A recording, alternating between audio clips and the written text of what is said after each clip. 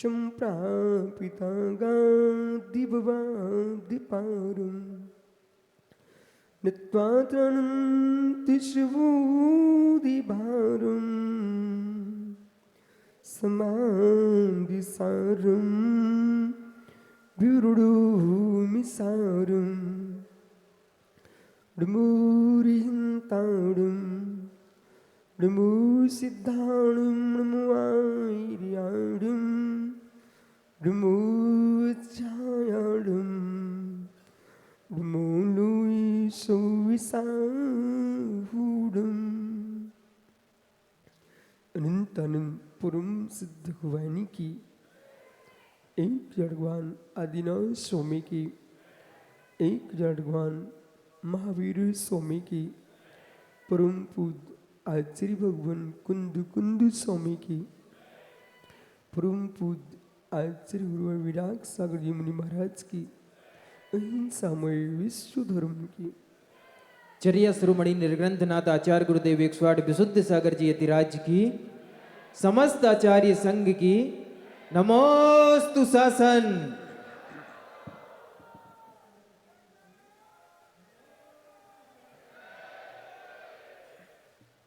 बंधु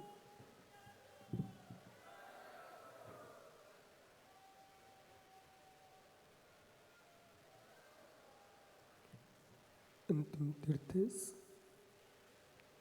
उर्दमाई स्वामी के शासन में हम शहीद रहते हैं।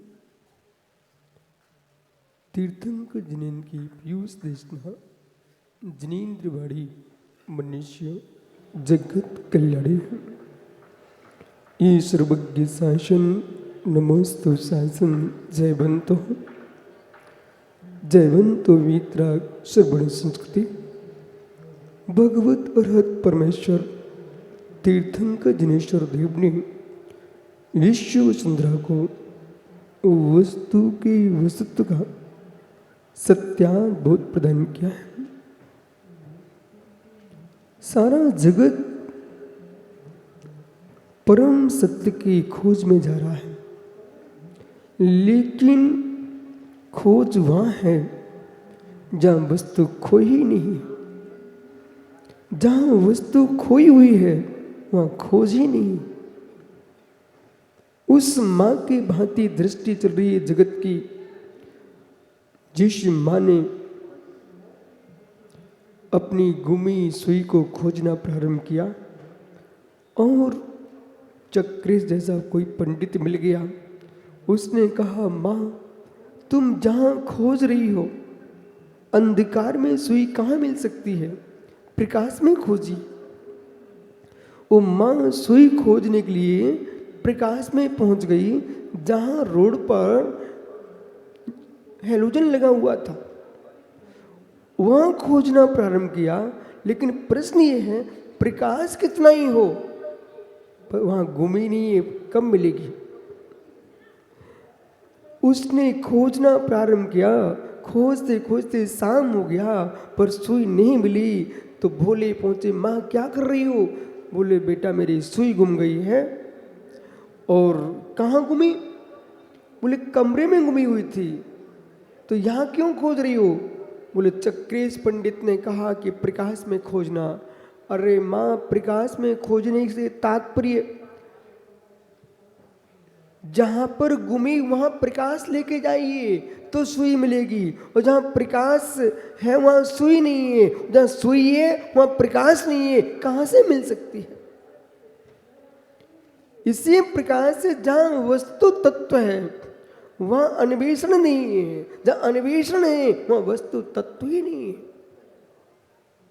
खोज रहे लोग, खोज रहे खोज रहे खोज रहे। कोई नदियों में धर्म खोज रहा है, कोई सरोवरों में धर्म खोज रहा है, कोई पर्वतों पर धर्म खोज रहा है। हे मित्र, कोई वृक्षों पर धर्म खोज रहा है, कोई तरु तल में खोज रहा है, कोई ग्रंथों में खोज रहा है, कोई मित्र पोथियों में खोज रहा है। लेकिन मित्र, धर्म जो है परज्ञेयों में नहीं है, धर्म तो ज्ञाता का ही धर्म है, वो निज के भीतर ही है। आप प्रकाश में खोजिए, इसका तात्पर्य समझिए कि प्रकाश वहां लेके जाइए जहां पर धर्म है। प्रकाश में खोजिए, निज आत्मा के भीतर स्वयं के भेद विज्ञान का प्रकाश करके खोजिए। खोजना कहाँ है? विकास नाश कर दिया, विकास नाश कर दिया। हर व्यक्ति से धर्म की खोज मत कराइए, हर व्यक्ति से धर्म की खोज मत कराइए। धर्म में लगा के रखो सबको, सबसे खोज मत कराइए। मधुर पंडित जी के समान। पंडित जी, घर में जितने मेहमान आए सबको आप मराठी पूरनपुरी खिलाना, महाराष्ट्र की पूरनपुरी खिलाना, पर मित्र इतना ध्यान रखना, सबसे बनवाना मत। कोई बुंदेलखंड में आए तो भाई यहाँ के बुंदेलखंड के लोगों से कह देना सबको लुचाई खिलवाना, पर बनवाना सबसे नहीं।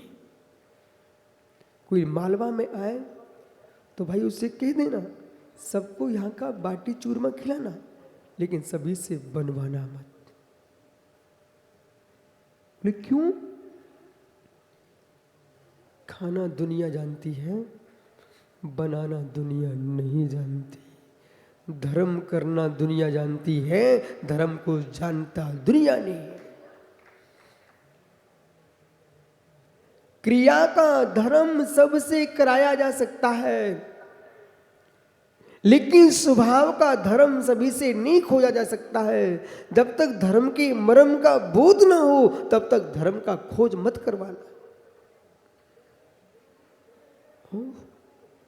एक स्थान पर बिहार में मैं रुका, वहां पर मालूम एक होदी बनी हुई थी। मैंने पूछा ये किस बात की होदी है?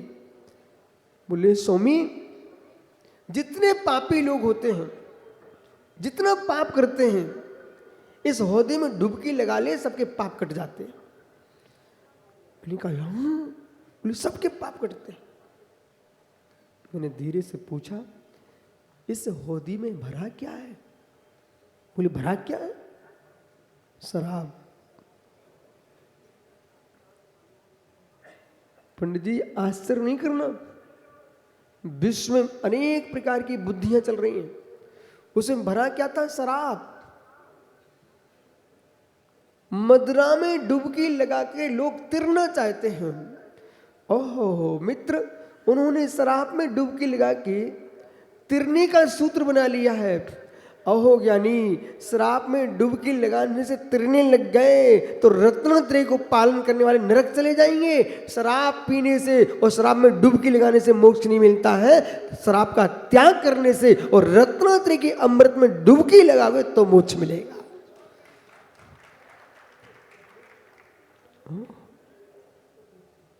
शराब की होदी में यहां पर कई लोग ऐसे बैठे होंगे जिनको मालूम होगा।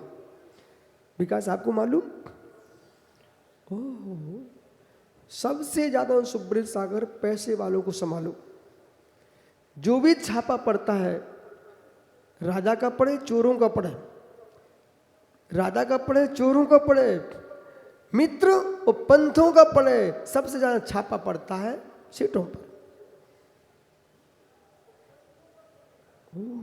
क्यों? भिखारी भी किसके द्वार पर जाएगा? सेठ के द्वार पर जाएगा। और व्यापारी भी कहाँ जाएगा विकास? सेठ के द्वार पर जाएगा। ओ, छापा मारने वाला भी कहाँ जाएगा? सेठों के द्वार पर जाएगा। तो बड़े बड़े भाट्य प्रशंसक भी कहाँ जाएंगे? सेठों के द्वार पर जाएंगे। सेठों को संभल के रहना चाहिए, गोदा मित्र संभल के रहना। जितने छापे पड़ते हैं सेठों के घर में पड़ते हैं, और धर्म के नाम पर लुटेरे जो हैं वो भी छापा मारेंगे तो तुम्हारे घर में मारेंगे। सुनिए, समझ में आता है। भारत की भूमि पर आज देखो नव विद्वान आए हुए हैं। विकास, इन सारे विद्वानों को संभाल के रखना। हमारा एक एक पंडित देश की निधि है, एक एक मुनि महानिधि है, एक एक त्यागी निधि है। पंडित जी, आपके देश में एक मत हुआ है, उसका नाम है खार पाटिक। आपके देश में, भारत में एक मत हुआ, उसका नाम है खार पाटिक मत। वो खार पाटिक मत का जो सिद्धांत था बहुत ही विचित्र सिद्धांत था। वो अपने मत में गरीबों को दीक्षित कभी नहीं करता था। अरबपति खरबपति हूं, स्वर्ण रजतमयी अनेक प्रकार के आभूषण पहनते हूं, ऐसे लोगों को, राजा महाराजा सेठों को अपने मत में दीक्षित करता था। मधुर बात, मधुर वाणी, पंडित संभल के जीना। अधिक लोग, अपरिचित आदमी अचानक मीठा बोले तो आपको समझ जाना चाहिए कि वर्तमान में मीठे की बहुत रोग हो रहे हैं। जितना मीठा खाते डायबिटीज हो जाता है। तो ऐसे ही जो मीठे बोलने वाले हैं, आप समझना मेरे श्रद्धान में डायबिटीज करने वाला है। हो खार पाटिक मनीष, खार पाटिक मत हुआ भारत में। उसने एक विधि बनाई कि मेरे मत में जो दीक्षित होगा, विकास आपने तो पढ़ा होगा ना, खार पाटिक दर्शन। तो खार पाटिक दर्शन का सिद्धांत था, सुदर्शन जी, घट चटक मोक्षम। सभी विद्वान ध्यान दो बेटा, खार पाठ का सिद्धांत था घट चटक मोक्षम। शब्द सुनिए, घट चटक मोक्षम, घट चटक मोक्षम। ये खार पाठकों का सिद्धांत था। बोले घट चटक मोक्षम सिद्धांत? बोले हाँ। उसने क्या किया, एक मटका लिया, घट हो गया, वो मटके में एक चिड़िया रख दी, सो घट चटक हो गया। चिड़िया यानी चटक। उस चिड़िया को रख दिया, ऊपर से उसको ढक्कन ढक दिया। अंदर कौन है? चिड़िया। बंद है कि नहीं? बंद है कि नहीं?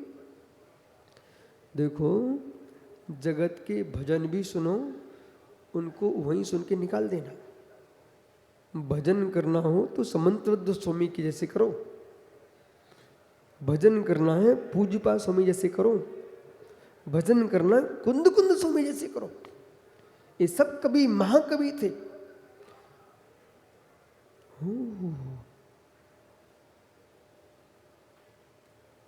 आत्मा चिड़िया, आत्मा चिड़िया, आत्मा चिड़िया, समझो कहाँ गए? तो आत्मा चिड़िया, आत्मा चिड़िया, घट में आत्मा चिड़िया।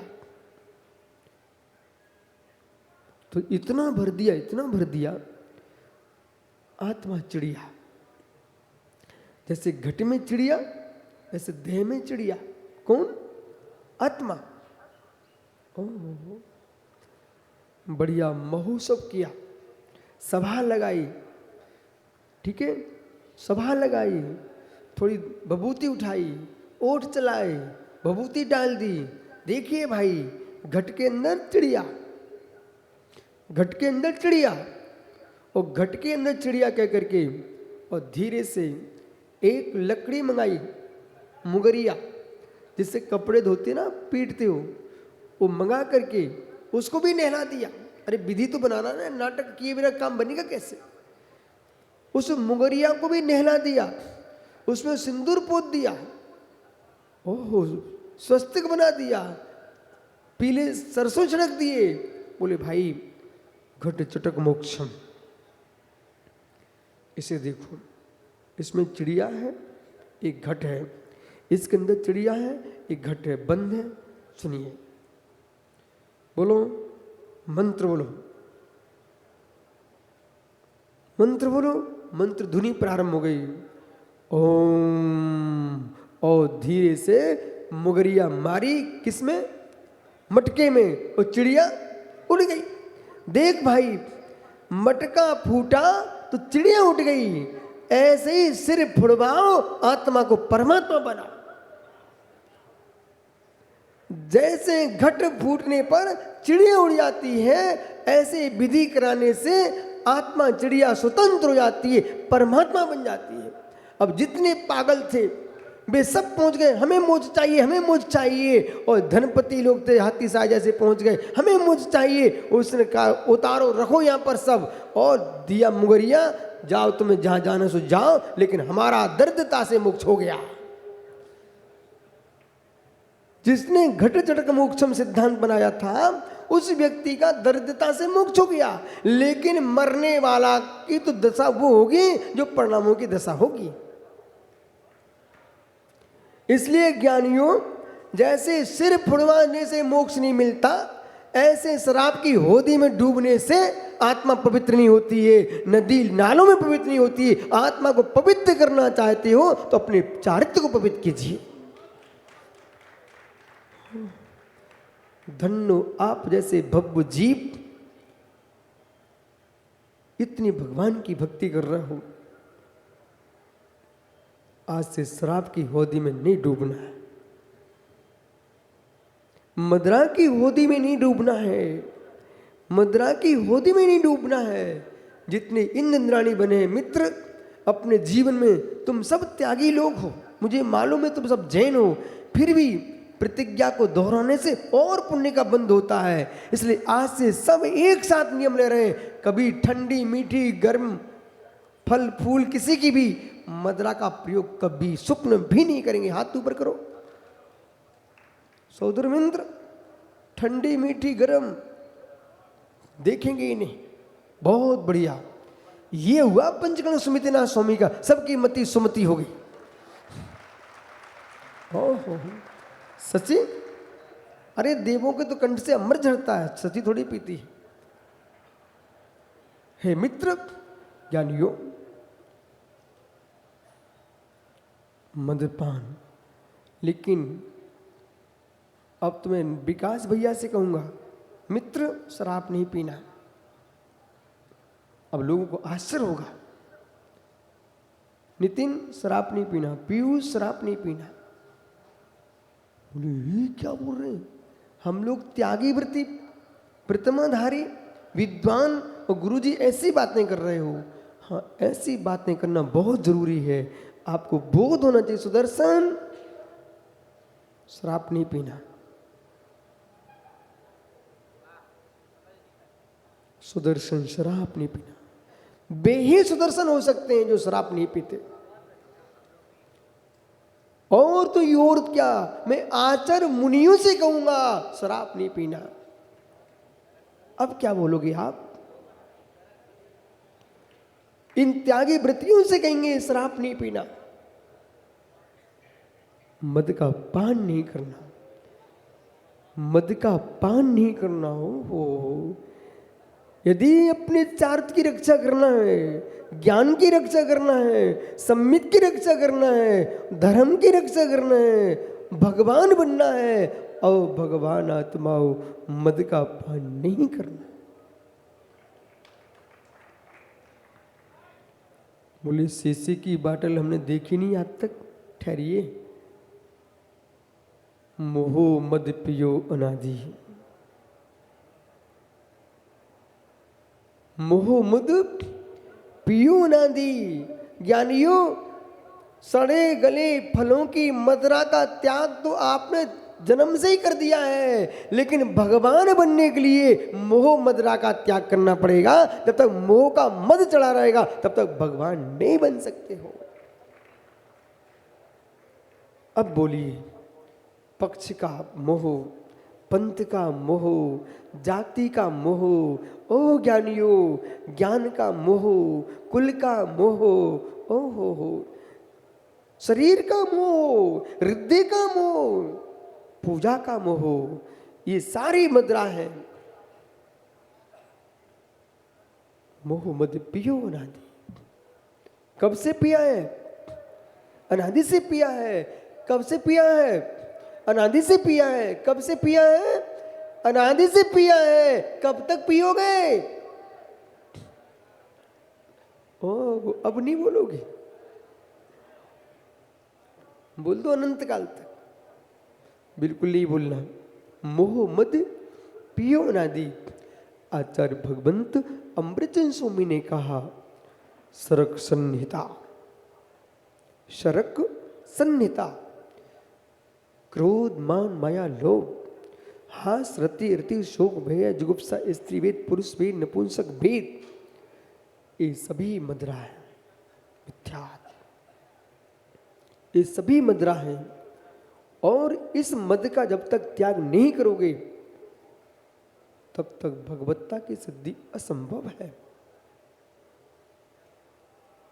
मिलो अपने हृदय से। ये सब मदिरा है। जितना मद तुम्हारा उतरेगा उतना परिणाम विशुद्ध होगा।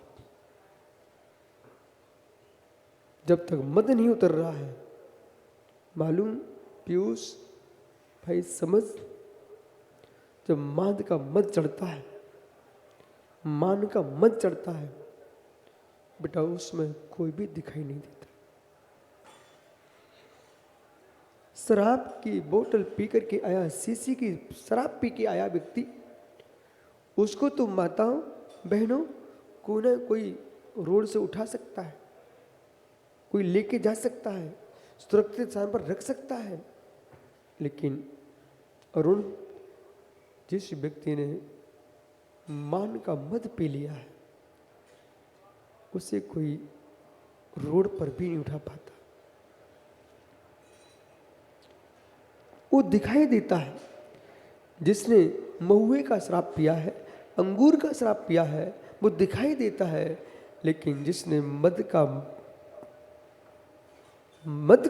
पी लिया है वो किसी को दिखाई नहीं देता। युवा विद्वानों, बेटा देखो मेरी तरफ, यदि मुझे हितैषी मानते हो तो मेरी बात सुनो ध्यान से। जीवन में तुम जैन कुल में सब जन्मे हो, सड़े फलों का शराब तो आपने छोड़ दिया है।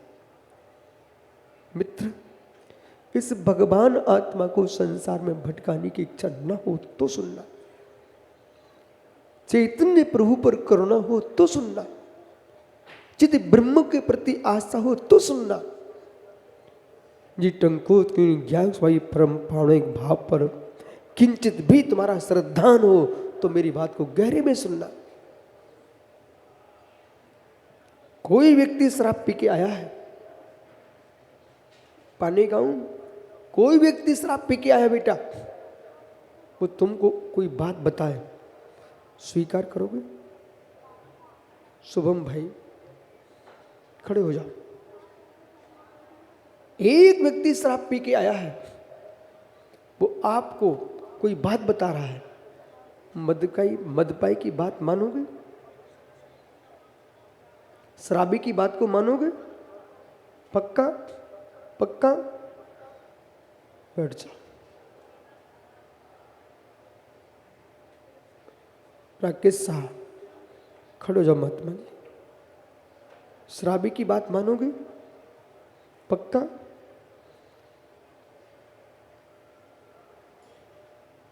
शराबी की बात मानोगे? मानोगे?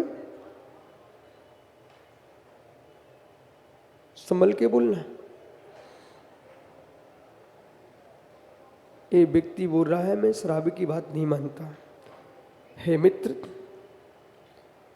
रत्नत्रय धर्म सत्य है, मोक्ष मार्ग सत्य है, जिन दीक्षा सत्य है।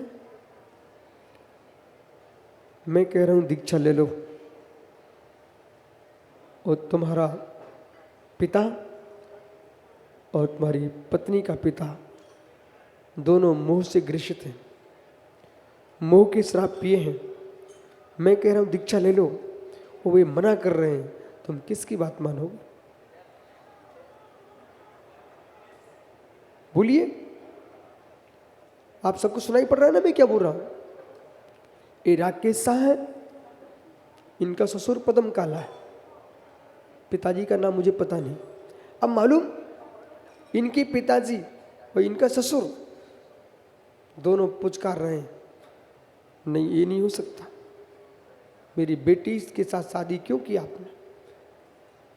अब बोलो क्या करो? हो अरे आना नहीं है।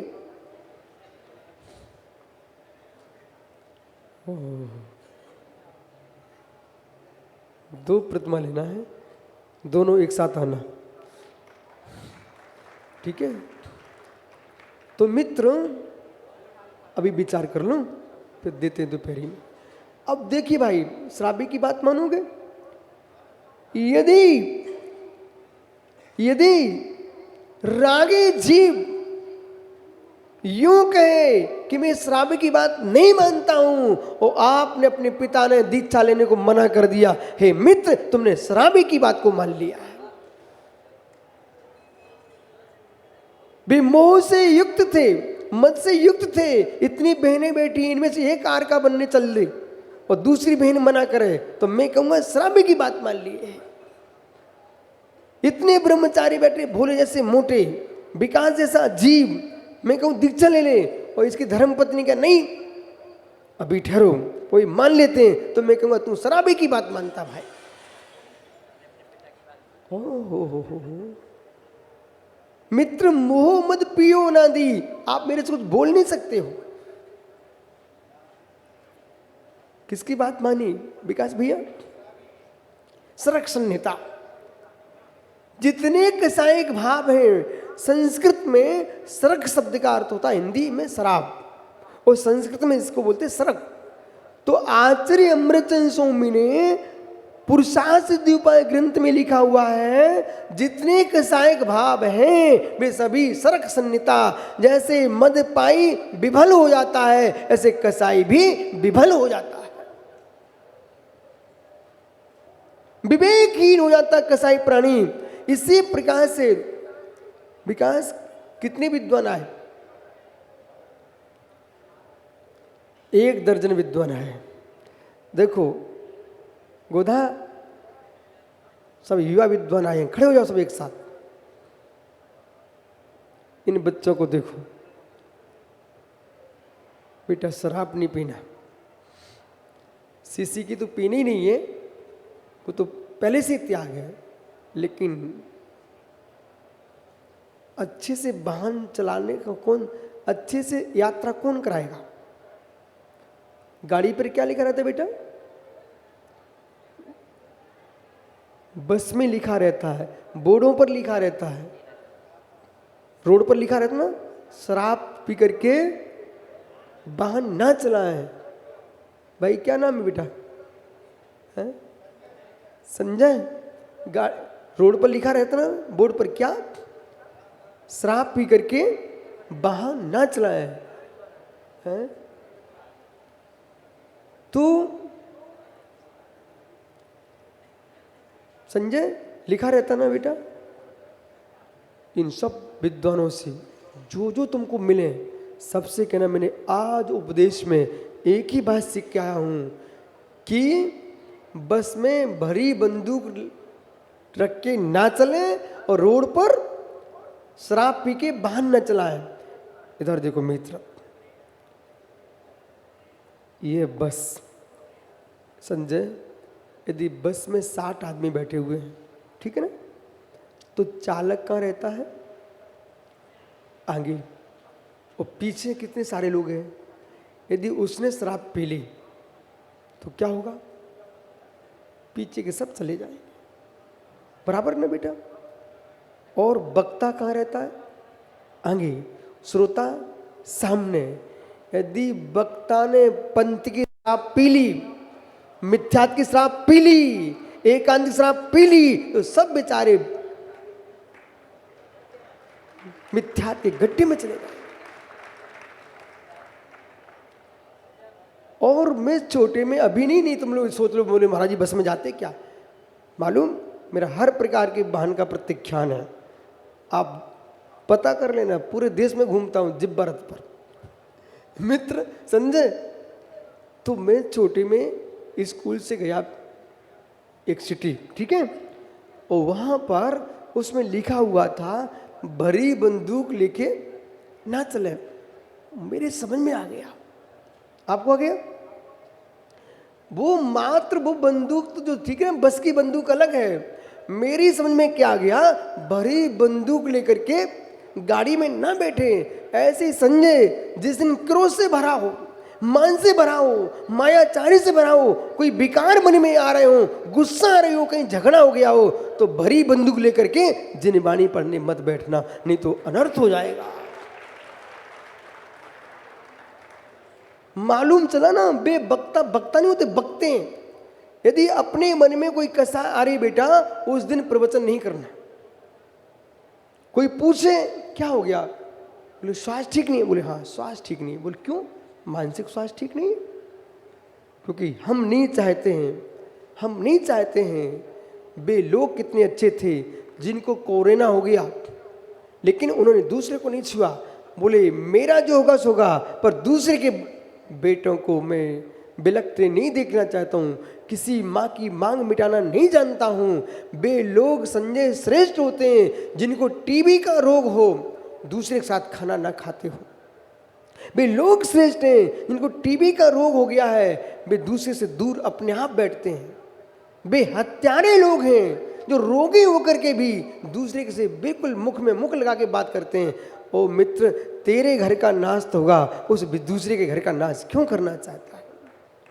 इसी प्रकार से जिनकी प्रज्ञा में विपरीतताएं भरी हुई हैं, उनसे कहना भाई मेरी रक्षा कर, क्योंकि मैंने माँ जिनवाणी को सुना है, और जिनवाणी जो है बट्टिकेन सोमिनी का जिनवेणम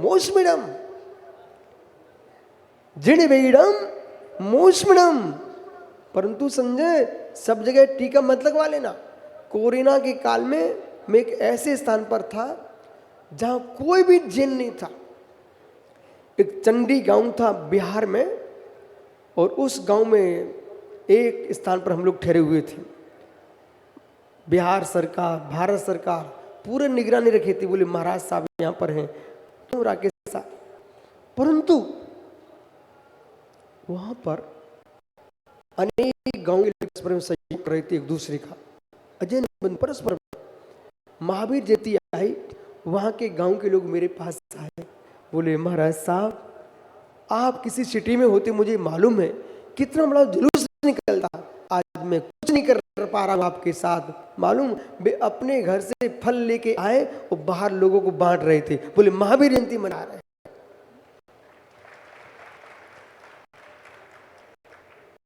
तो हर व्यक्ति में आस्था है। अब संजय बात तो उनको बुरा करा, संजय बात ऐसी है, मानना जब तुम यहां से जाओगे पूरे देश के फोन तुम्हारे पास आएंगे कि संजय तुम 12 ने आज बहुत अच्छा किया। ये 12 ही मूल है, मोक्ष जाने के लिए 12 ही मूल है। जिसने 12वां गुणस्थान पा लिया फिर तो आनंद ही आनंद है। तो 12 को संभालना है, एकत्र विभक्त को संभालना है। अब विषय पकड़ना, मैं बिठालता हूं 2 मिनट में आपको। संजय भरी बंदूक लेके नहीं चलना। भरी बंदूक लेके नहीं चलना। बालकों, कहीं भी प्रवचन करने जाना, व्यक्तिगत घरों में मत ठहरना। इतनी बात मेरी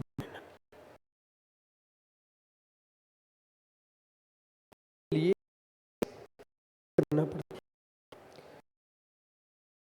जरूरत नहीं। सभी विद्वान ध्यान दो, सभी ब्रह्मचारी ब्रह्मचारियां ध्यान दो। यश पाने के लिए बहुत मेहनत करना पड़ती है, यश के लिए कुछ नहीं करना पड़ता। जो बेटा भवन बनाता है उससे पूछो कितना खर्च होता है, जो बिल्डोजर चला देता है उसे देर नहीं लगती है। ऐसे ही ये मुर्राज है, इनको संपत्ति है तो चारित्र है। चारित्र के लिए इन बेचारों ने कितनी मेहनत की है, परंतु दाग लगाने वाले को कुछ नहीं लगता है, उसको 1 मिनट में समाप्त कर देगा। तुम 12 के 12 से कह रहे हैं बेटा, व्यक्तिगत घरों में कभी नहीं रुकना, धर्मशाला में उचित स्थान पर ठहरना। लोग कहीं भी हमारे यहाँ रुक जाओ, नहीं रुकना। बोले क्यों? भाई तुम्हारी बहू बेटियां हैं, हम पर घर से आए हैं, हमारा सम्मान भोजन ही हमारे लिए स्वीकार है, घर का निवास स्वीकार। बोले क्यों? जो परिया ना, लेकिन अपयश के महल को, अपयश के कीचड़ में डूबने की अपेक्षा से अपने यश के महल में रहना। यश के महल में रहना। क्या हो गया?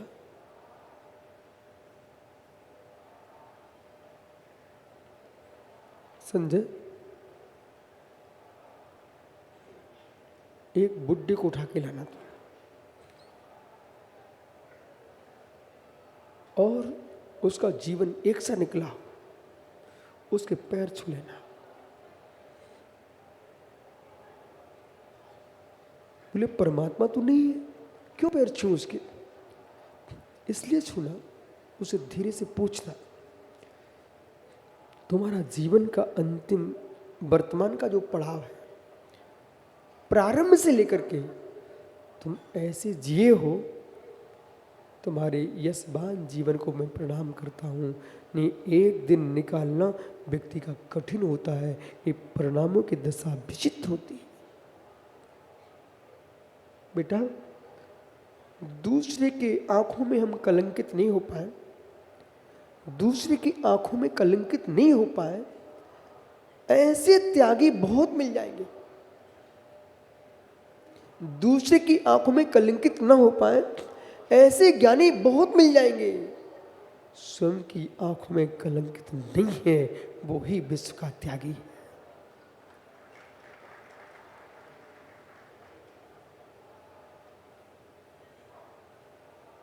संपूर्ण शास्त्र पढ़ना, लेकिन मन से कहना, हे मन, तेरे में वो हिम्मत है कि अपनी आंखों से तू ये कह पाए, मैं निष्कलंकित हूं।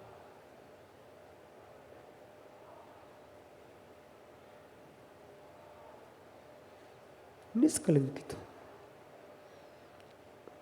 हृदय फूट पड़ेगा, कंठ रुंध जाएगा, ये आंखें डबरा जाएंगी जिस दिन व्यक्ति अपने जीवन से आज तक का चरित्र देख लेगा।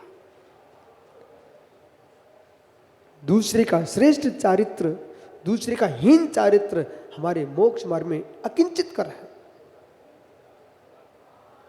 दूसरे का श्रेष्ठ चारित्र, दूसरे का हीन चारित्र, संजय भैया मेरे मोक्ष मार्ग में अकिंचित कर है। प्रकाश भैया पर है ना, दूसरे का श्रेष्ठ चारित्र, दूसरे का हीन चरण हमारे मोक्ष मार्ग में अकिंचित कर है, और मेरा अल्प श्रेष्ठ चारित्र भी मोक्ष मार्ग में श्रेष्ठ कर है। क्या? मैं यही तो सुनना चाहता, पीछे के बोले तो हमें दिख नहीं रहा है।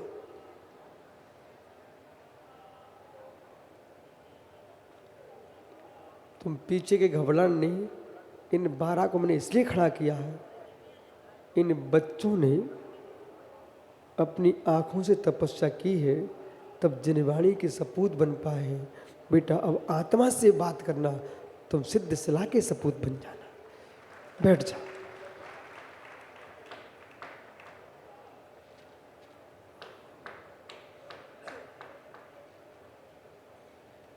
मेहनत का ज्ञान मुझे है। एक एक श्लोक याद करने में कितनी ताकत लगती है ये मुझे मालूम है। पीयूष बेटा, ये बांझ हृदय नहीं है, ये बांझ हृदय नहीं है। बंध्या को क्या मालूम प्रसूति की पीड़ा कैसी होती है, ये तो पुत्र बतू से ही पूछना पड़ता है। ऐसे शास्त्र ज्ञान विहीन से मैं क्या प्रश्न करूं कि विद्या के अध्ययन में कितनी मेहनत लगती है, ये मेरे हृदय से पूछो। ऐसे लोग इस मंच में बैठे हुए हैं जिन्होंने मुझे स्लेट पर लिख लिख कर याद करते देखा है।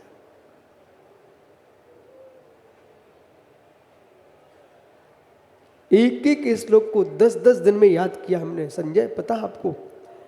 लेकिन मुझे मालूम है जो जगती पर दूध पिलाने वाली माँ आनंद नहीं दे सकती है, वो मेरे मित्र भगवती माँ जिनवाणी आनंद देती है।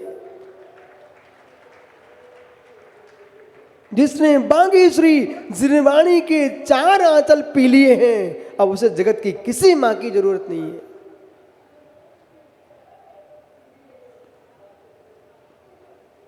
बे बछड़े अभागे हैं। पीयूष इधर देख भाई, बे बछड़े अभागे हैं, बे बछड़े अभागे हैं कि गऊ आंचल भरे खड़ी हुई है, थन भरे लबालब। वो बछड़ा जाकर के पत्ती खा रहा है। चक्रेश, गऊ आंचल भरे खड़ी हुई है। चक्रेश, गऊ आंचल थन भरे खड़ी हुई है और बछड़े बाहर जाके घास पत्ती खा रहे हैं। सुदर्शन भाई, बे बछड़े पुण्यहीन है कि गऊ गणेशी लाल गऊ आंचल भरे खड़ी हुई है, थन लबालब भरे हुए हैं और बछड़ा घास पत्ती खा रहा है। बे बछड़े अभागे हैं, गऊ आंचल भरे खड़ी हुई है और पत्ती खा रहा है बछड़ा। हे मित्र, माँ जिनवाणी प्रथमा नियोग करुणा नियोग चरुणा नियोग द्रव्या नियोग के थन लबालब भरे खड़ी हुई है और अभागे दुनिया के चुटकुले की घास खा रहे हैं।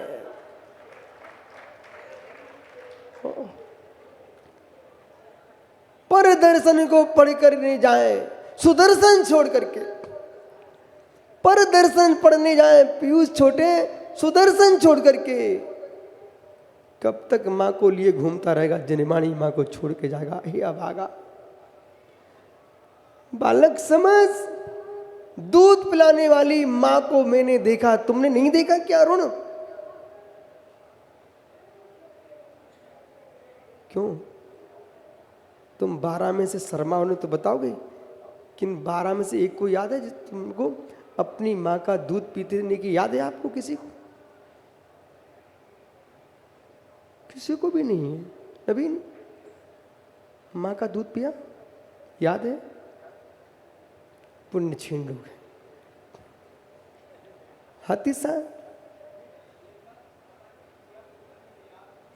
तो इसलिए तुम लोग पीछे के लोग हो सब। मतलब अपनी माँ के दूध की याद नहीं है तो क्या तुम याद कर पाओगे? इस सभा में कोई ऐसा आदमी है जिसने अपनी माँ के दूध पिया उसको याद हो? खड़े हो जाओ सुदर्शन। क्यों, फोटो खिंचवाने की याद आ गई कि याद है सही में? हाँ, तभी तुम मस्त दिख रहे हो। लेकिन सुदर्शन भाई इधर देख, जब याद है ही तो मेरी बात सुनो। जब 5वीं साल जब तुम दूध पी रहे थे तो हृदय से बोलना, सत्य सत्य बोलना यदि याद है तो माँ तुमको प्रेम से दूध पिलाती थी कि उसमें मिर्च भी लगाती थी?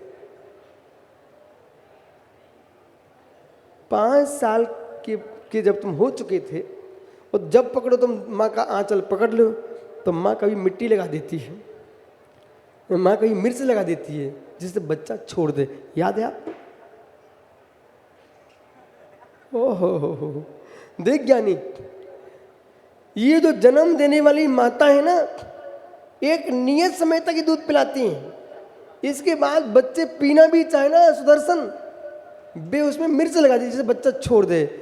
ऐसी माँ किस काम की जो अपने आंचल में मिर्च लगाती हो। मैं उस माँ की गोद में आ चुका हूं जो मिर्च नहीं लगाएगी, निर्वाण दिलाएगी।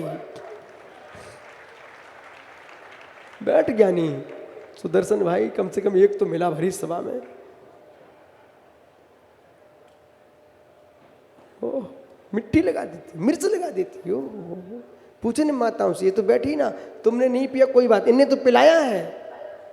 वो आजकल तो बिल्कुल पिलाने ही नहीं चाह रही हैं, वो बाटल पकड़ा देती है। अब कठोर बाटल में जब बच्चे पकड़ेंगे तो माँ का प्रति बच्चों का दुलार आएगा कहाँ से? वो भी कहेंगे तुमने मैं सीसी पकड़े, हम सीसी पकड़ना सीख गए। ये बातें जल्दी समझ में आती हैं। देखा, जिन माताओं ने अपना आंचल पिलाया अपने बच्चों को, वे बच्चे मालूम माँ को वृद्ध अवस्था में हाथ पकड़ के जिन देव के दर्शन कराएंगी।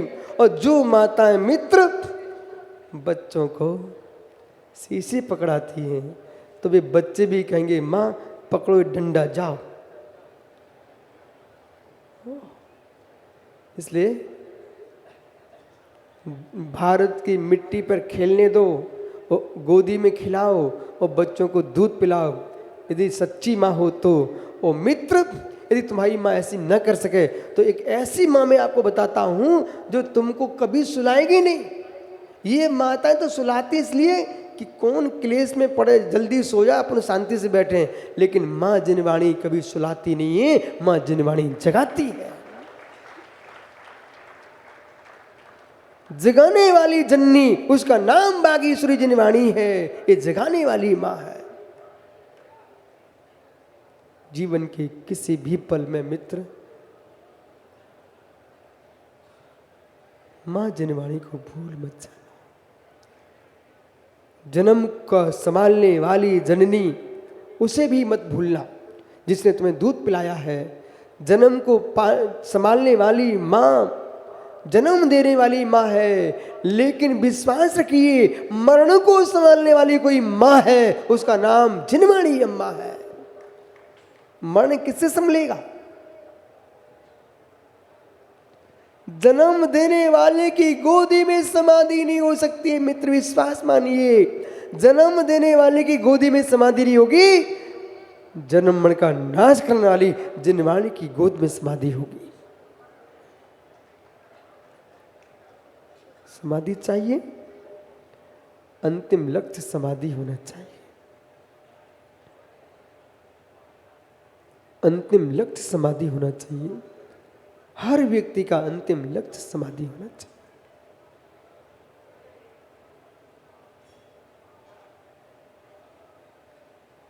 पता नहीं क्या है। संजय भाई पहली बार आए मेरे पास। आप कहाँ से हो? इंदौर से ही हो? यहीं जन्मे हो? अच्छा, तो भाई ये बता, फिर तो तूने कई बार मुझे देखा हुआ इंदौर में। जब मैं प्रवचन करता हूं ना, लोग मुंह क्यों बना लेते सब?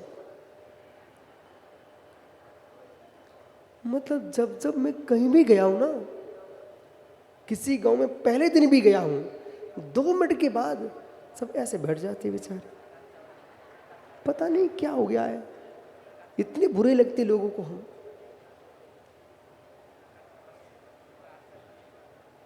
आप लोगों को भी देखा, तुम भी ऐसे बैठ गए शांति से। ऐसा क्यों करते आप लोग?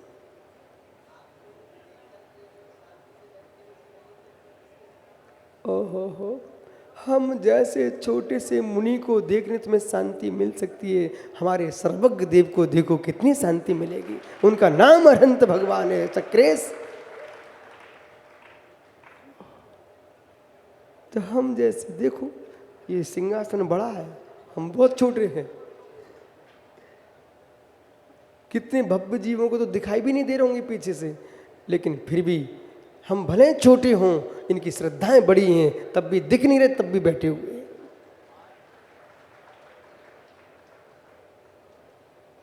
श्रद्धावान मूर्ति को नहीं देखना चाहता। श्रद्धावान मूर्ति को नहीं देखना चाहता संजय, श्रद्धावान मूर्तिमान को देखता है।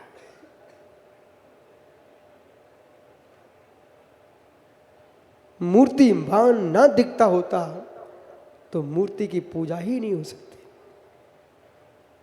भगवान सुमित्रा स्वामी के बिंब को घर देख के जाना है, ये इतनी सुंदर प्रतिमा लेके आए, इतनी सुंदर प्रतिमा लेके आए, भगवान की छवि कह रही है, घोर मिथ्या दृष्टि भी देख लेगा, उसके मिथ्यात्व के कपाट खुल जाए, भीतर सम्यक दर्शन की मूर्ति निकल पड़ेगी। भैया कोई पाबंदी तो नहीं लगाओगे कि बे ही दर्शन कर सकते हैं, जितने देश में गोदा होंगे बे ही दर्शन करेंगे? तो मित्र, इसके मंदिर के गेट पर लिखवा देना, रमो लोई सब साहुड़ा। गोदा जी, मंदिर के गेट पर तुम खुदवा देना, ऊपर सबसे ऊपर लिखवाना नमो जिनाणम। ये बहुत बड़ा बीजाक्षर रिद्धि मंत्र, नमो जिनाणम जरूर खुदवाना है पत्थर पे, जो तुम्हारी दीवार है उसी पे खुदवाना है, अलग से नहीं लगाना। हाँ, नमो सुब्रे सा से लिखवा लेना, ठीक है, नमो जिनाणम, और फिर नीचे लिखना नमो लोए सब भूसाओ। नहीं तो मालूम चला कि विश्व सागर ने पंचनक कराए थे, अब कोई दूसरे सागर दर्शन भी नहीं कर पाएंगे। ऐसा मत करना, ये संपूर्ण साधुओं के दर्शन के लिए है।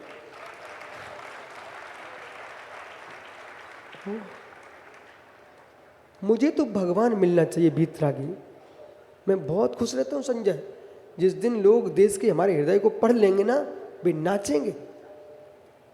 मैं 2.5 दीप गया, वहां भी मंत्र देखे आ गया।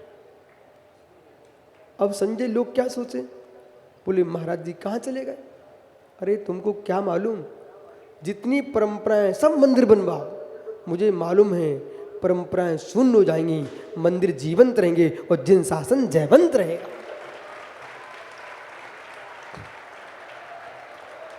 पूर्व में भट्टारकों ने मंदिर बनवाए, अनेक पंथों ने मंदिर बनवाए, वे पंथ विलीन हो गए, लेकिन जिन शासन जयवंत है। तुम तो खूब मंदिर बनाओ, जहां जरूरत पड़े मेरी पर्यारी तो मुझे बुला लेना, हम सूर्य मंत्र दे देंगे। लेकिन समाज की अखंडता जीवित रहना चाहिए। समाज विश्व में तुम्हारी शक्ति किसी पर है तो अखंडता पर है। जिन शासन अभेद से भेद में नहीं ले जाता, जिन शासन भेद से अभेद में ले जाता है। संजय एक सूत्र याद कर लो, फिर बिठा लेते। हे मित्र, छत्र चूड़ामणि एक महान ग्रंथ है, और छत्र चूड़ामणि प्रत्येक छात्र को, देश के प्रत्येक ज्ञानी को बार बार पढ़ना चाहिए। कलौ संघे शक्ति, कलौ संघे शक्ति, बोलिए सब लोग एक साथ, कलौ संघे शक्ति, बोलो बोलो, कलौ संघे शक्ति। संजय बोलो। कलयुग में कोई शक्ति है तो संगठन ही शक्ति है। जितने संगठन में रहोगे तुम्हारी कीमत होगी। कलो बोलो बोलो सभी लोग। यदि यहां से पंचकर्म पूर्ण करके घर पहुंचे ना, कोई पूछे क्या सीख के आए हो, कलो संघे शक्ति। हे मित्र, परंपराएं अलग हो सकती हैं, आमनाएं अलग हो सकती हैं, पर नमोकार मंत्र अलग नहीं है, भगवान महावीर अलग नहीं है, दिगंबर रूप अलग नहीं है। कलौ संघे शक्ति। इस कलयुग में कोई शक्ति है, आप संगठन दिखा दो। संजय बैठ जाओ। ये कौन बैठा? टीके बैग भाई, खड़ा हो जाता तो वैसे ही लंबा है। मित्र, एक पिताजी की अंतिम श्वास निकल रही थी, तो पिताजी से बेटे ने पूछा, पिताजी मुझे कोई शिक्षा तो दो। बोले बेटा शिक्षा कल दूंगा, आप ऐसा करो, शाम को घर में आवश्यकता है, लकड़ी बीन के लाना, फिर मैं सुबह तुमको शिक्षा दूंगा। पिताजी ने अपने बेटे को लकड़ी बीनने भेज दिया और कहा गट्ठा बांध के लाना।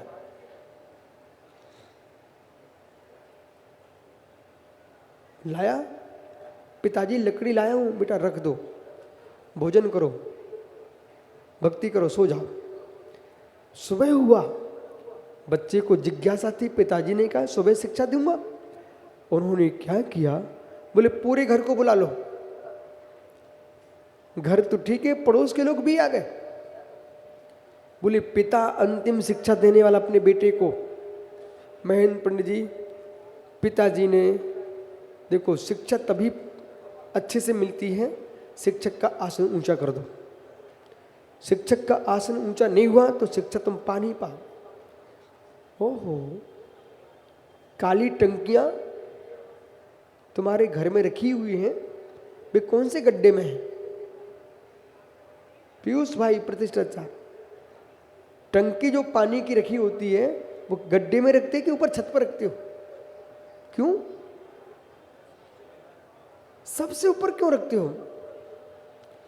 है मित्र, अभिषेक पंडित, बेटा देख, ऊपर टंकी रखी होती है जिससे प्रेशर अच्छे जाता है।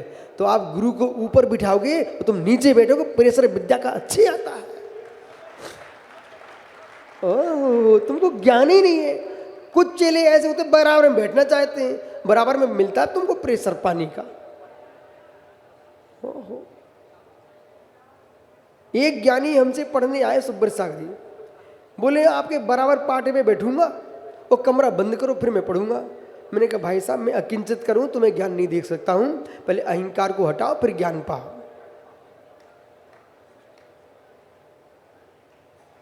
विद्या का अपमान नहीं करा देता। ओहो, टंकी कहां होती है? ऊपर।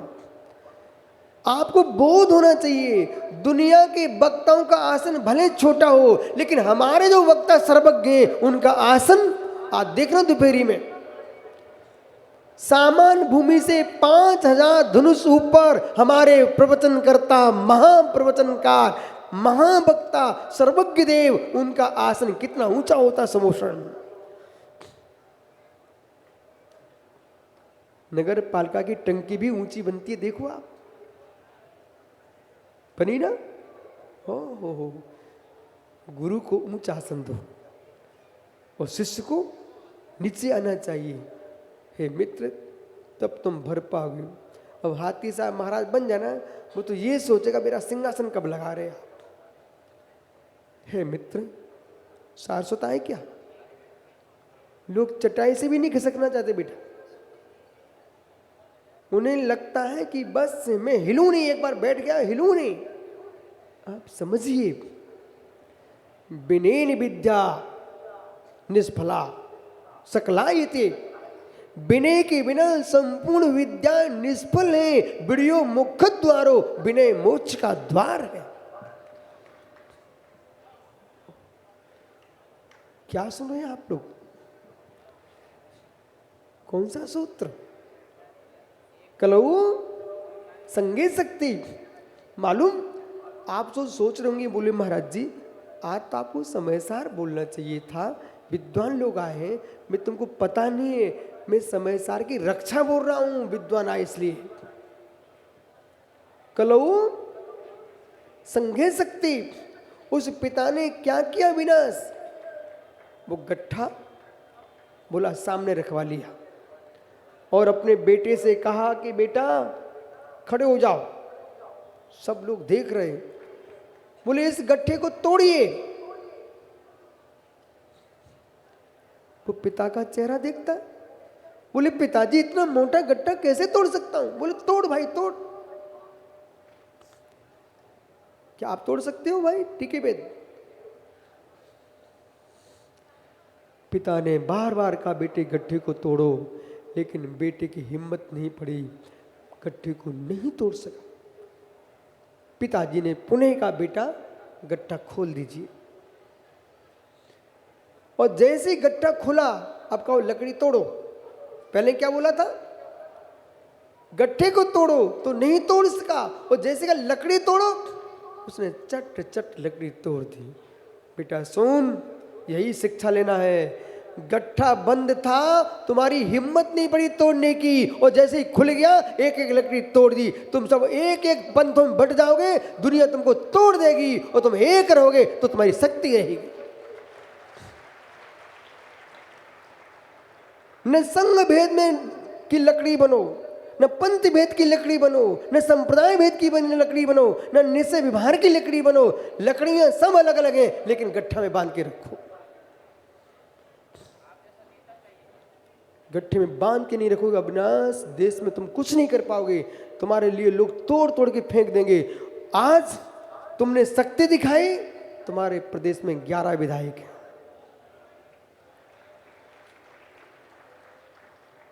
ये तुम्हारे संगठन का प्रभाव है? चक्रवर्ती भरत की भूमि में भरत के वंशजों को यूं न कहना पड़े साहब। अब बेटा बोल संजय, संगठन में शक्ति है, व्यवहार में। संगठन में शक्ति है, व्यवहार में। आइए निश्चय की ओर।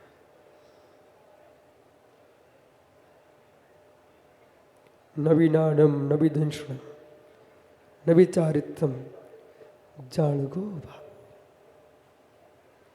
क्या ज्ञायक भाव में सम्मिक्त नहीं है?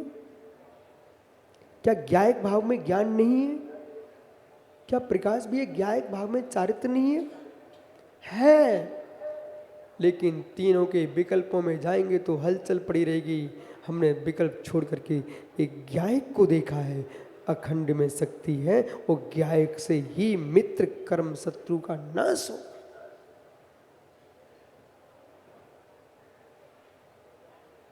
तो भगवान नेमिचन स्वामी कहेंगे, हे जीव आदाऊ को मत चिनाड़े। कुंद कुंद ने क्या कहा? आत्मा ही ज्ञान दर्शन, आत्मा ही प्रत्यक्षान संबर योग है। तो नेमिचंद स्वामी कह रहे हैं, हे ज्ञानी, ऋणितम न बट्टे अपाण मुवतु अनदम्यम्मी तम्मा तत्ते मयो होदिहु मोक्षस कारणम आधा। ऋणितम न बट्टे, रत्नात्रय नहीं होता है विकास। निश्चय रत्नात्रय, व्यवहार रत्नात्रय, दोनों ही। अपाण मुवतु अनदम्यम्मी, अन्य द्रव्यों में हे मित्र, पुद्गल में दुनिया के रस तो मिल जाएंगे, पर आत्म रस चाहिए तो आत्मा के पास ही जाना पड़ेगा। चाहे व्यवहार चारित्र को मानो, चाहे निश्चय चारित्र को मानो, तुम दोनों को समझ में आना चाहिए। आत्मा को छोड़ करके दोनों ही नहीं होते। हो कमल सरोवर में खिल जाएगा, केसर मित्र खेतों में उगाएगी, पर्वतों पर उगाएगी, लेकिन रत्नात्रय न खेतों में, न पर्वतों में, न नदियों में, न समुद्रों में, न वृक्षों में। रत्नात्रय फलित होता है निज भगवान आत्मा में। इसलिए वो कौन सी आत्मा में होगा? बोला इधर देख, ये सोदर मंदिर है ना, इसके बहुत खेत पड़े इधर।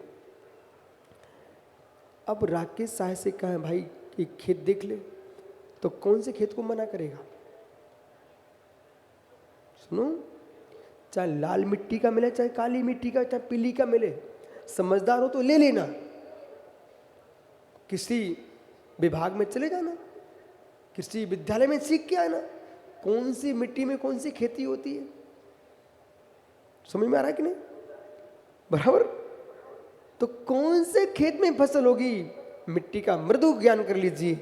ऐसे ही मित्र, तुम सच्चे, मैं जैन नहीं कहूं, अब सच्चे मानव हो, सच्चे ज्ञानी हो, सच्चे जैन हो, और सच्चे धर्मात्मा हो तो संजय देश के सारे ज्ञानियों से कहना कि मित्र तुम जीवन में भूल मत कर लेना, कोई भी खेत हो, ऊसर भूमि भी हो तो मकान बनाने के काम में तो आ जाएगी।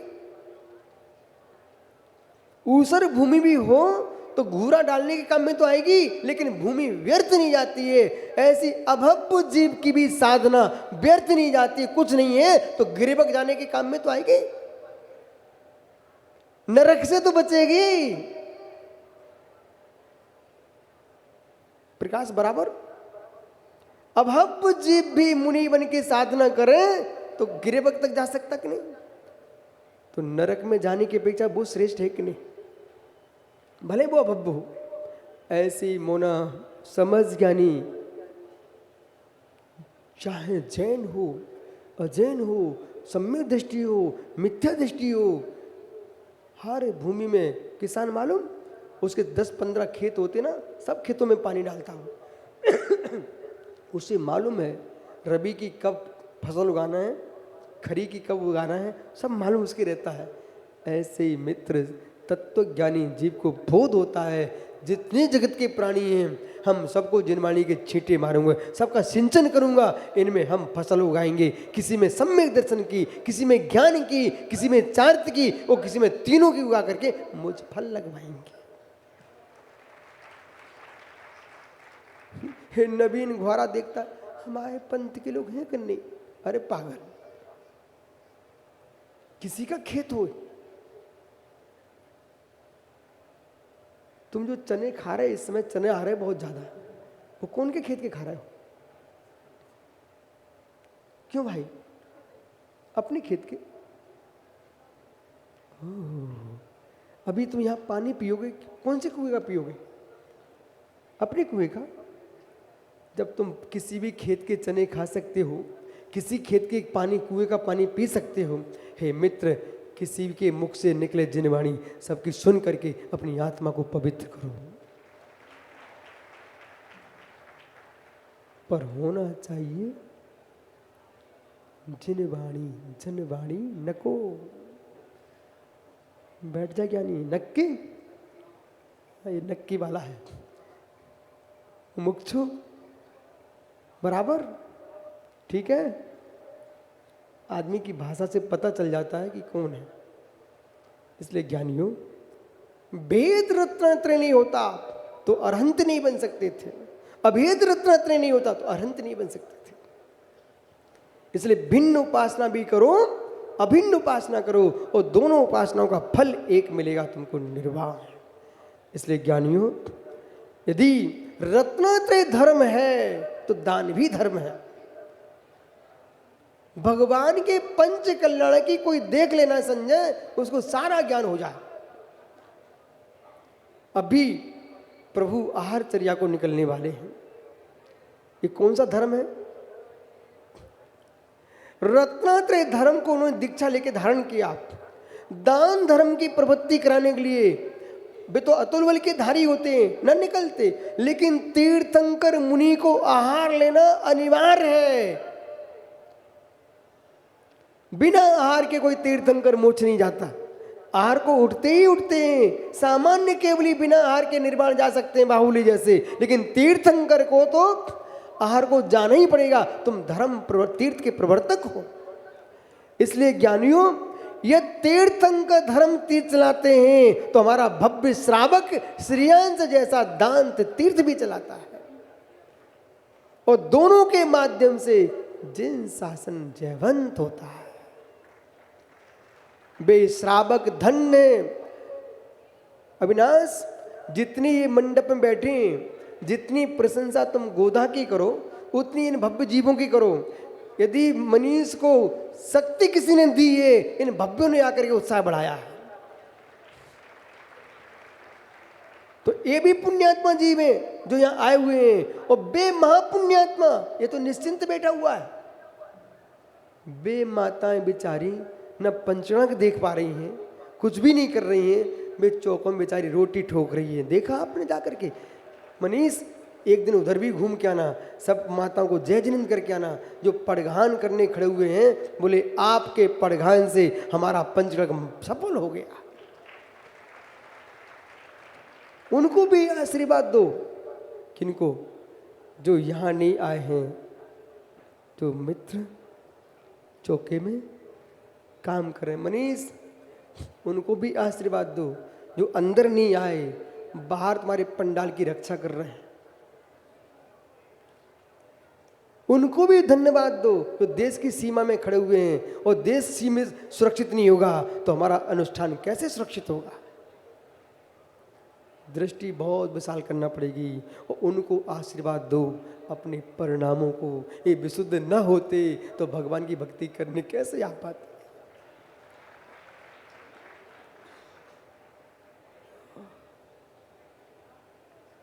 प्रभु आहारचर्या को निकलने वाले हैं, और मित्र सभी लोग ध्यान से प्रभु की भक्ति करना, आहारचर्या कराना, लेकिन किंचित मात्र भी व्यवस्था मत बनाना, व्यवस्थित रहना।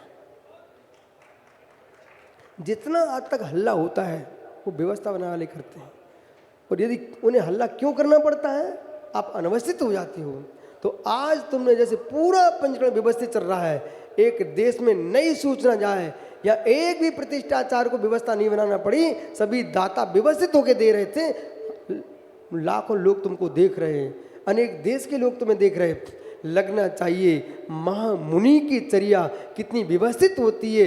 तीर्थंकर जैसा योगी आर्य को निकले, वहाँ हल्ला हो कैसे सकता है? और व्यवस्थापक लोग यदि डांटना भी पड़े तुम्हें तो माइक हटा के डांटना। माइक लगा के पीयूष सभी प्रतिष्ठाचार उसके देना, माइक लगा के नहीं डांटना है। ये भव्य जीव हैं, आपकी आवाज बाहर मात्र मीठी जाए, गुस्सा की ना जाए। कैसा लगा आपको? क्यों बेचारे पंडित को चिल्लाना पड़े? ये अच्छी बात है नहीं है ना? तो आज आप लोग सभी अनुशासन दिखाना कि पंडित को चिल्लाना ही नहीं पड़े, प्रतिष्ठाचार्य जी को। इतने अनुशासनबद्ध वे देखते रहे। मालूम, हमारे गुरुजी ने सोचा एक दिन कि विशुद्ध सार को डांटूंगा। मुझे पता चल गया। मालूम चक्रेश, हम लोग संग में क्या होता था? पता चल गया कि आज परीक्षा है, याद है आपको? तो मालूम चले गुरुजी ने आज निर्णय किया है कि आज डांटना है महाराजों को। हम लोग ऐसे ही हो गए सतर्क। दूसरे दिन कहे, भाई विशुद्ध साई तुमने मौका ही नहीं दिया। हमने, गुरुजी मुझे पता चल गया था। तो जीवन में आप सबको पता चल गया है, पूरे देश में ये अविनाश भी जाएगा प्रतिष्ठा कराने बाहर। तो वो भी कहे कि इंदौर में एक पंचरण हुआ था, जहां पर मालूम सब व्यवस्थित बैठे हुए थे, व्यवस्थित आहार दे रहे थे, किसी को व्यवस्था ही बनाना पड़ी। पीयूष ध्यान रखना, डांटना ना पड़ा। आत्मा स्वभावम पुरीभाव भिन्नम, आत्मा स्वभावम पुरीभाव भिन्न। आत्मा का स्वभाव परवाचतिन भिन्न। महावीर स्वामी की जय। जब भी आप आसमान की ओर नजर उठाते हैं तो आसमान